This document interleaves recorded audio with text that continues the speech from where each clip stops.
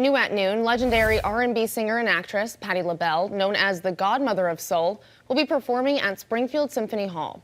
That's happening on Friday, February 7th at 8 p.m.